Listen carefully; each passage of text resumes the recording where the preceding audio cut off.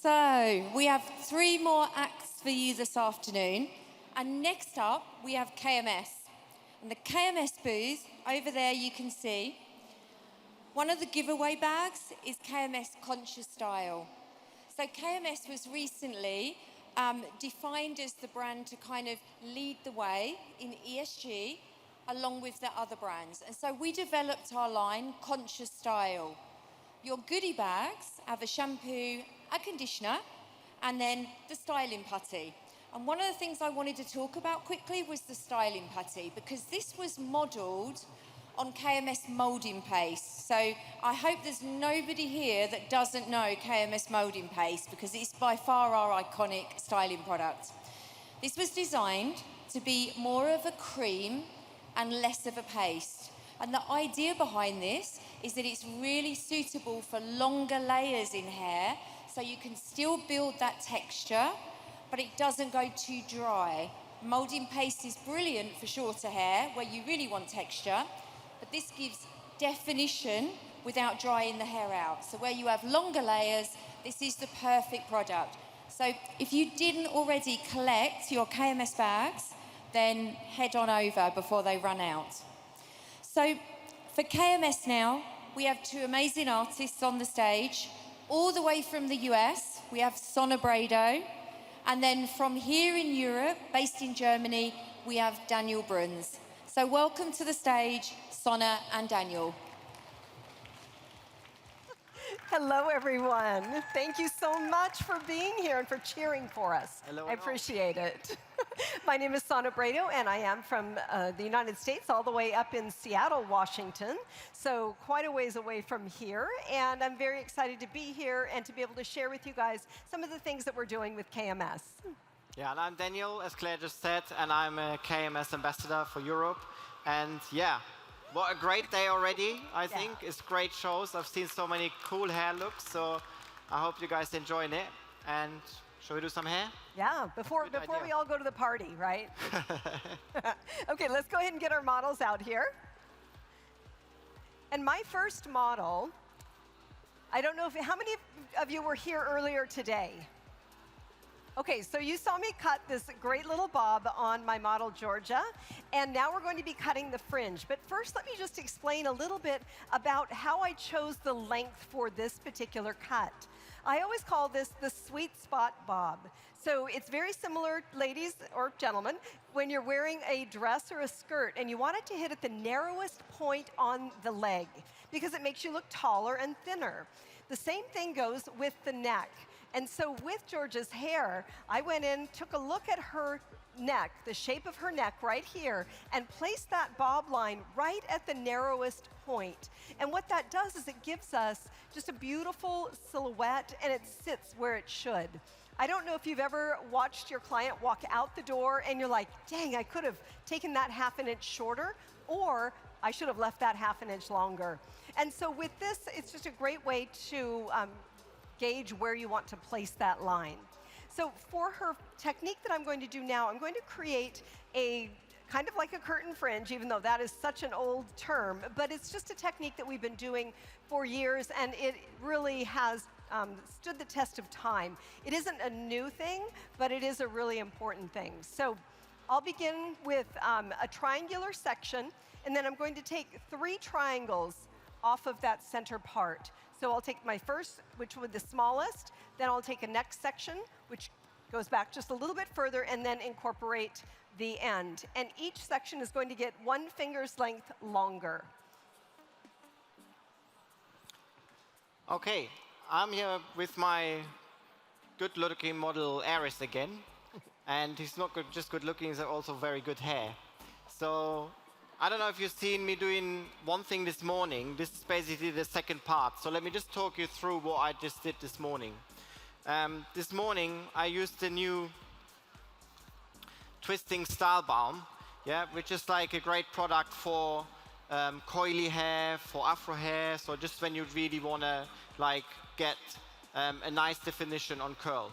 So the jar is particularly big, so you can actually use quite a lot of this product. And what I did is I brought it onto the roots And if you saw me this morning, it was like very like coarse, frizzy standing hair. I don't know if you can see this. If I show a picture of Aris on my phone. So that's how he looked this morning before we started. You see like the big, nice textured hair. And then I brought it into this. So if your camera can just pick it up.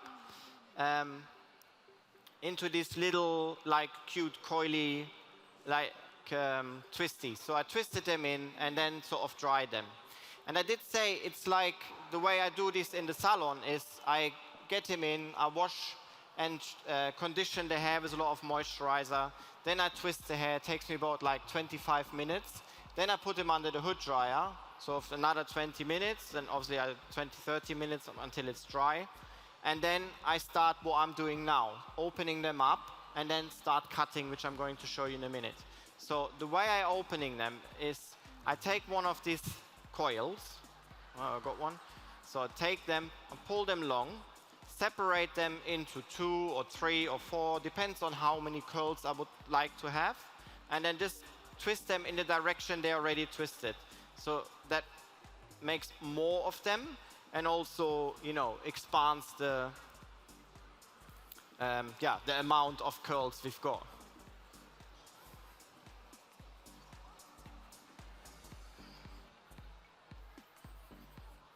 So what I do then is just shake it through. And I just want to show you another technique. This is like one of these combs where it's particularly good for his hair texture. So what I do now to get like more height and shape into it, I lift a little bit up, put it on the roots, and just go up. I'm not going through all the way, so at the end stay nice, and then just gonna let it go back down. And you can see I get more height into it. And just keep repeating that all over the head. So, you know, I just get more height in the crown area or wherever I want it. So that basically sort of gives you more length into the hair. Okay, so with her first triangular section, I've got just a very small triangular section right in the center. And because she has such a smooth surface to her bob, I really want to keep a smooth surface to the fringe. So when you want to keep that smooth surface and keep a little more weight, keep the elevation low. If you're wanting to create more layers and a lighter fringe, then we would elevate up higher. And you can see I would remove a little bit more of that corner. But because I want that smooth surface to continue, I came directly off the front. And then I'm just doing a very light point cutting. And I'm cutting square. Whenever you cut square on a round surface, you create a round shape. So you can see how that just kind of bevels slightly. Then my next triangular section, I'm going to open it up a little bit. And I like to go off of the natural curvatures of the head. So I comb the hair down, push back on the hair, and you can see where it's opening. And I'm going to go right there. So that will be where the hair naturally breaks and naturally shifts. So I'll do it the same thing on this side. They don't have to be exact. It's where the hair is telling you it wants to go. Back up. So let it open up. I think right there. Okay, now my next section, I'm going to close this directly over the top. And I'm going to slide out so you'll be able to see my section and my guide in there, right there. So my first guide is right here. I'm going to slide 1 finger's length past and go in and point cut. Making sure, try again, make sure I'm in the center. And point cut that off. Once again, cutting that square. So this is going to get progressively longer as it travels outward. And then I'll take my last section, pick all of it up together, and then her hair is so slick. And then come in right there and go 1 finger's length past. And cut that same point square. Letting it drop down. And then what we get is we get a little bit of a stair step that you can then go in and blend if you want. And you can see that, especially with how dark her hair is. So if I want to blend those, I can, or I can leave them separate. I'm just going to do a light blend as I slide down. And when I started her fringe area, one thing I was looking at is the difference between the length of her hair and the length of the actual fringe. Because it's always nice to have a 2/3, 1/3 balance. So if you have something that's 2/3 long, whether it's color or hair, if you go 2/3 and then 1/3, there's much better balance than if it's a half and half ratio. So now that we've got her fringe sitting a little bit shorter, it's going to be a much better ratio for her face. Then the very last thing, and then I'll send it back over to Daniel, is I like to give just a little space for her to see. So this is one last thing right in the middle. I'm going to come in with my texturizers and just clear that out just a smidgen. You can see that has that real sexy couple of pieces that you can then take and use a little bit of, I'm going to use the playable texture, which has kind of a Velcro technology to it on the back of my hand, and then just slide that right across the fringe area. So kind of like a curtain fringe, but a little bit more of a modern feel to it.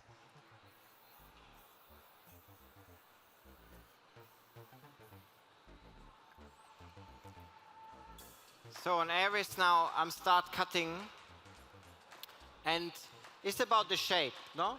So with very curly hair, it's always good to maybe start dry, you know, before you even wash the hair. Sometimes take certain areas off because you can see the shape. And I am like going in now, I've washed it, dried it, and now I'm going in and just kind of like bringing this area in as his hair is like too long here. Oh, it looks great. Well, it doesn't hurt that she's kind of cute, kind of beautiful. So. Beautiful.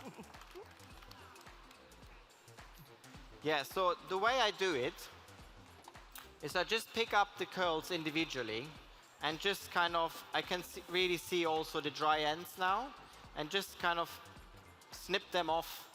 Like, I have a very small scissors.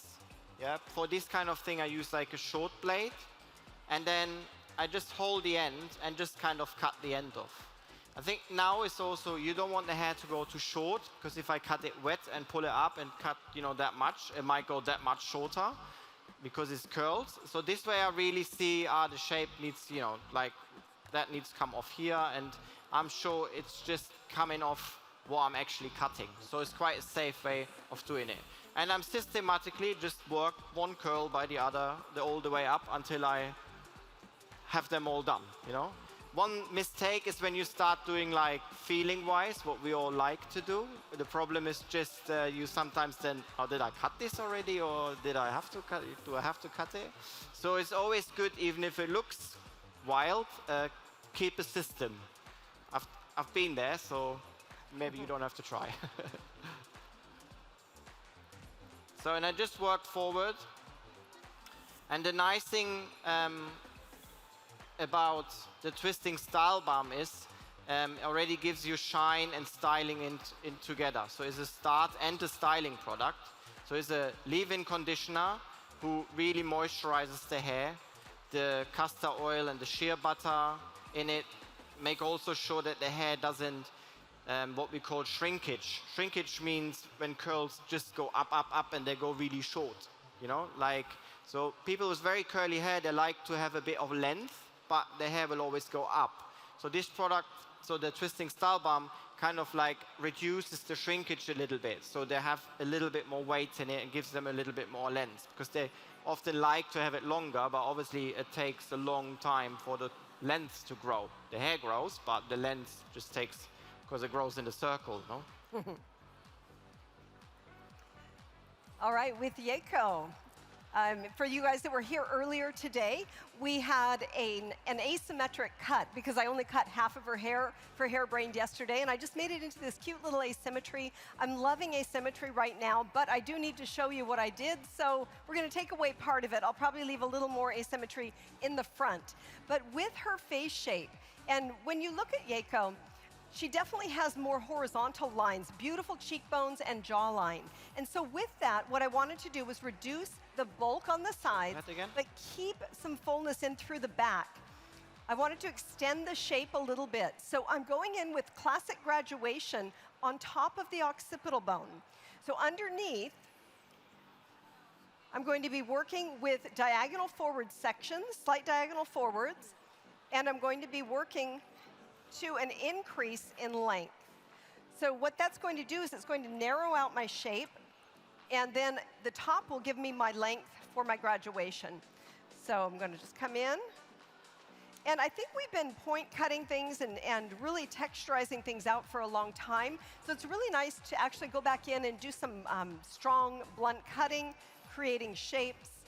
I always think that if we're going to create a shape, we need to be able to create it technically, not with our texturizing, even though I'm known for a lot of my texturizing techniques.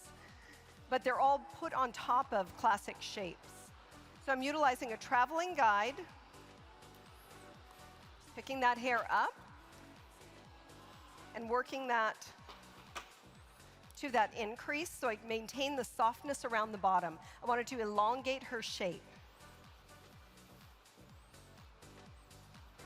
Okay, so I finished my cut. So this is my service basically, like I said, applying the product, let it dry in, and then do the cut after it. Thank you very much. Great hair, isn't it?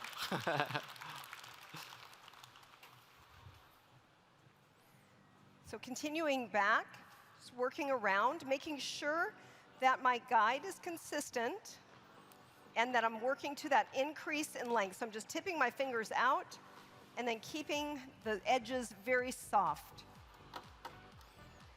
And yesterday, all I did was I continued and I just pulled everything to one side, then it brushes opposite.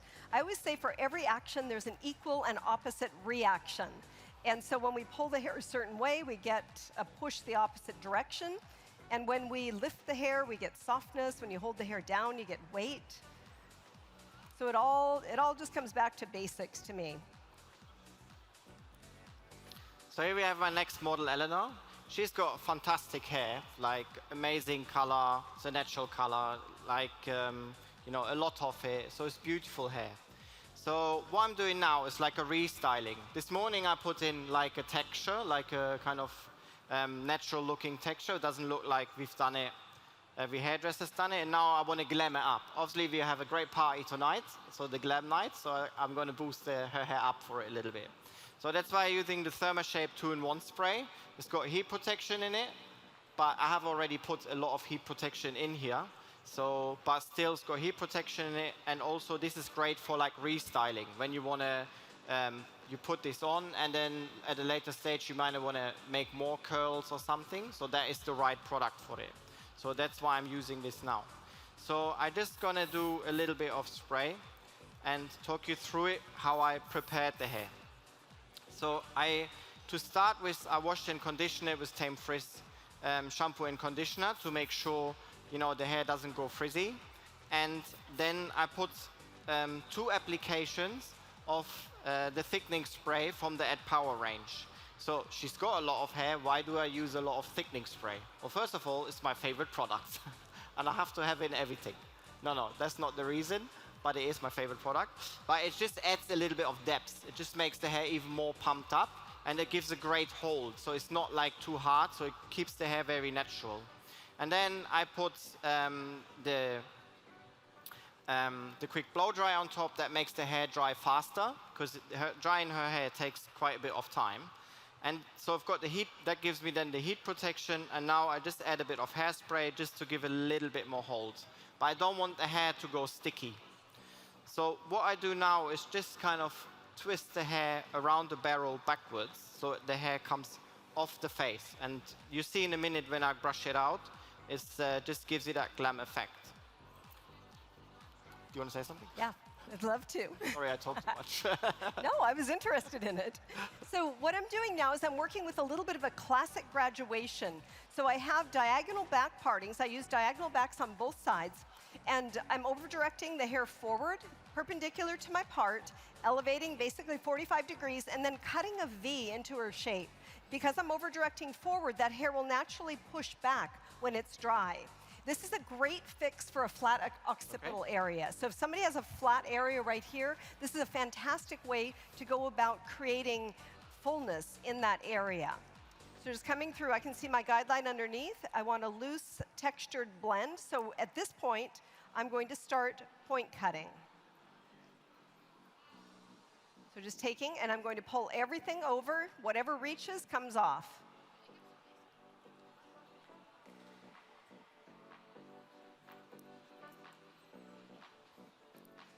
It's nice to go in and change up our techniques. I find that many times I fall into a rut of doing the same patterns over and over and over again. And so it's really fun to change things up and just, give yourself a challenge. Do something new. Okay, so you can see now, I still have to dry it off, but you can see how that's creating that fullness. It's going to just push into that back area and create that softness around the edges. So let me just talk you through the pattern I've did. So what do I try to achieve is like really nice glamorous wave, but I don't want them to pump out and the bottom too much. So the pattern on the head I did the first section here, like flat on the scalp. So the barrel came from the top, so keeps the hair flat. Then I twisted around it, and I just did the ends. But when I clipped it with my clip, I leave the ends out. So I have a little bit more of a natural approach to the look, so it doesn't go too, too big in the bottom. I try always to make the looks like a bit young and fresh, and rather than too, to 1950s or something, no? And then the top ones, I did that on all the bottom ones, so it's actually a quick thing. It's great to do in the salon. So you've got one section here, then you've got another one here, another one here. I did the same thing. I just did them flat down, moving forward, so they're moving to the face, so I even get more hair to the front. And then all around the top sections here, as I just showed you, they all went backwards. So they will all fall into waves backwards. So I've got a flat underneath, flat ends, and get a good volume on the top. Sometimes we think, okay, because the ends look so big, I need to make the top bigger.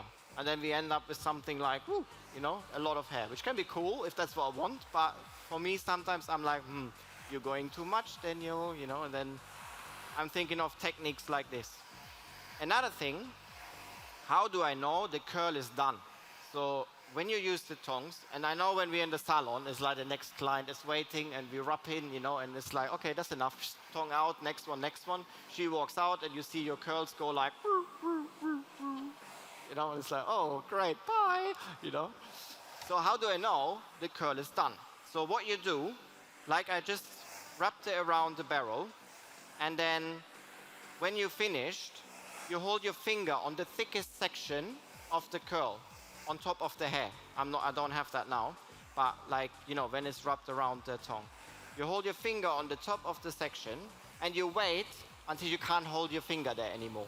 So when it gets too hot, you just put it back up. So basically, when the hair has the same heat as the barrel, I promise you, the curl is done.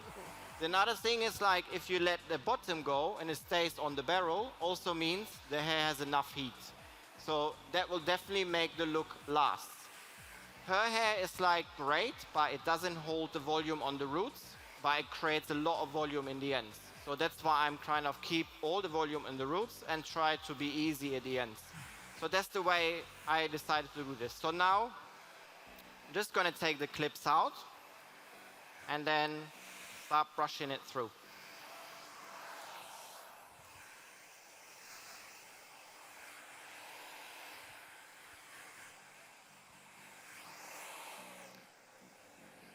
So I'm just finishing drying this off and really working at creating that volume in through the top. So on the sides, what I did was I took my diagonal forward sections and I left this side a little bit longer. I'm going to see how that works. And then I just blended it into the top, leaving a long area right in the center. So she's going to have a little bit more length in through the center. We're going to style this up, do a little bit of texture on her. And if you take a look at the back here, you can see how that is sitting in with that fullness right in through the occipital bone area with a nice soft fringe. I like it. I think it's fresh looking to me. So now I'm taking a white tooth comb, just an easy comb like that. And I'm not going to run it through all the way. I could if I want to, but I kind of want to keep this. But I obviously want to get rid of the roots, no? So what I do is just kind of brush the roots and then pull the comb out. So and I'm doing that in a backwards direction. So just kind of bring it down and not going all the way down. So I brush in and then pop the comb back out like this. So like that, I'm not pulling out any little flyaway hairs. And you get these nice waves, you know, I'm looking for. And if there's any curl I'm not happy with, I can just go back into with the tongue and just correct it.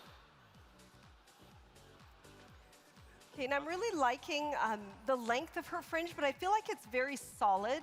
So what I'm going to do now is I'm going to do a little zigzag texture pattern. So I'm going in just doing, creating 3 little zigzags right in the fringe area. And then I think, I change my mind about 5 times whenever I'm doing a haircut. Who else does that? You're like, I think I'm going to do this. And then you're like, no, I'm going to do something different. You do it? 10 times. 10 times? Okay, so coming through, I'm going to take each one of these little zigzags, and I'm going to come in and just reduce them.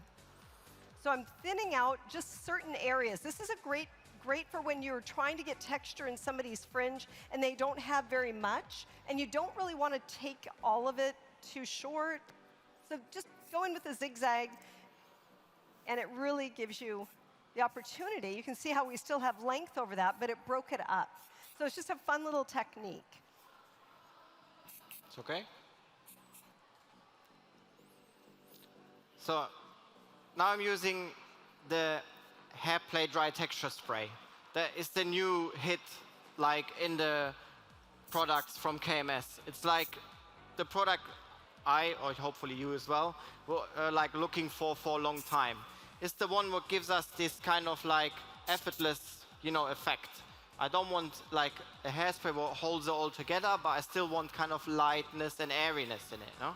So all you need to do is just kind of shake it a little bit whilst you use it, and then it comes out really great. And then just shake it through, or just bring it, you know, into the ends and wherever you want the product to go. It just keeps that lightness in it, and you see, like, just adds a little bit the lightness. Keep saying it. Okay. Finishing off, accentuating a little bit of that asymmetry, pulling it out over the ear. And we are done. You look fabulous. Excellent.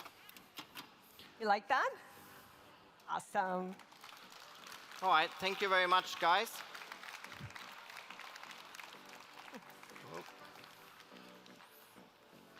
Thank you.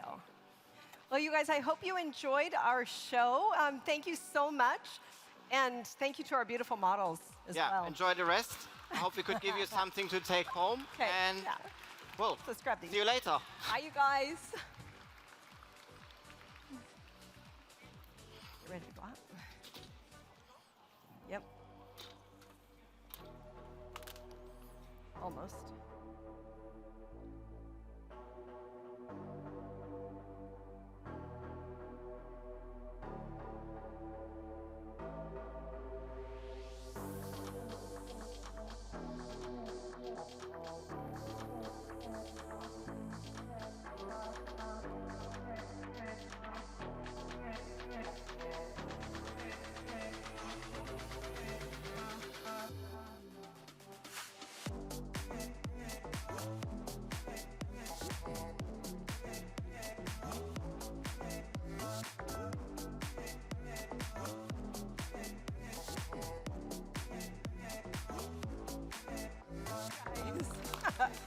Thank you. Thank you very much. Nice. Thanks, guys.